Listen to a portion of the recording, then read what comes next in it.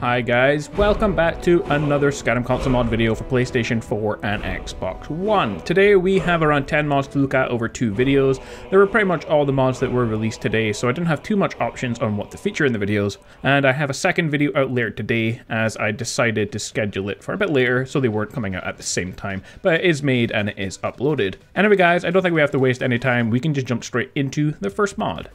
Our first mod is called the Autumn of Whiterun, and it's available for both PlayStation 4 and Xbox One. The mod adds in loads of autumnal features to the city of Whiterun. So here are the main things that the mod adds. Trees of the Rift. These beautiful aspens cover the city of Whiterun in its entirety, making it a beautiful place to visit and particularly a nice spot to own a home. Natural decor and clutter. You may have also noticed a few things here and there, such as leaves on the grounds, vines on buildings, and even some decorative carts and barrels to make the city feel much more like it's being lived in. And it also gives you stable performance. Despite the drastic increase in tree population, there should be very minimal performance hit when wandering through Whiterun. This is largely due to the strategic placement of trees, allowing the author to actually add in less trees than were in the original mod, but also making things look much more dense just because of where they're placed. The mod doesn't change any of the in-game assets, so shouldn't really conflict with any other mods, and I have to say that Whiterun does look pretty good with this mod, so it's worth checking out, especially if you're on PlayStation 4. Our next mod is for Xbox One, and it's called New Centaur Mounts and Followers. The mod adds in 6 centaurs into Skyrim, 6 of them are summonable, and 6 of them are companions with voices.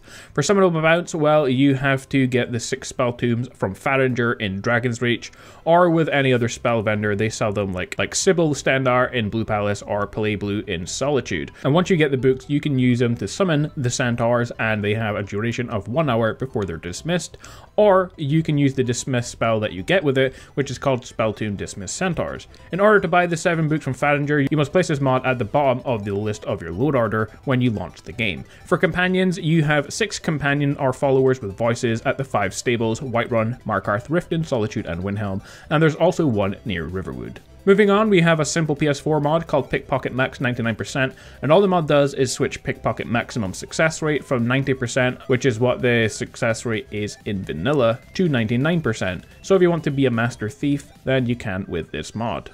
Our next mod is called I Will Slap You, and the author has not provided any images or description for the mod. So I have to point out to him that people are not going to download his mod if he doesn't tell them what it's about. But for those who want to know, the mod adds a new small dungeon into a room in Riverwood. It's just a door that's kind of hanging around there. The dungeon is kind of like a Draugr crypt or something like that, but there's actually no enemies in here.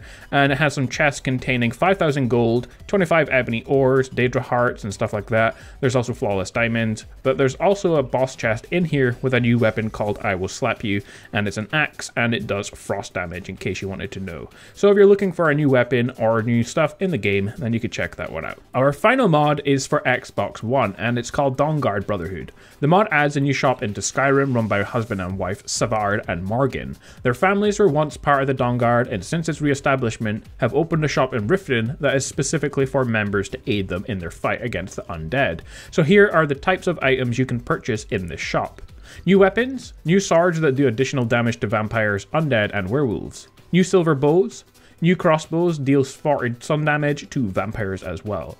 New arrows and bolts. New combustion arrow that deals explosive damage. New cleansing arrow that deals explosive sun damage to undead. And new explosive bolt that deals 25 explosive damage to all targets. The new amulets and rings. An amulet of Stendar Valor provides 10% melee damage resistance from vampires, undead, and werewolves. And there's the Stendar Ring of Heroic Might. Provides the wearer a greater power that resists 70% of melee damage from vampires, werebeasts, and undead for 30 seconds, and it can be used once per day. Available to craft as well once you defeat the vampires in the Dawnguard DLC. New craftable poisons and potions. Poisons can be crafted by all. Poisons only affect vampires, werewolves, and undead, and those poisons are crafted via new silver ingredients. Potions that give the player damage resistances for a limited time. 2 new potions have been added called Shadow Banish Wine and Adrenaline.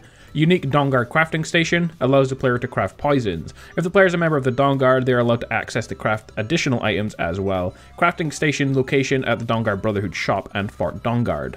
There's new spells. One is called Summon Husky, another Summon Armored Frost Troll, Auriel's Beam of Light spell, and Spell of Wellbeing.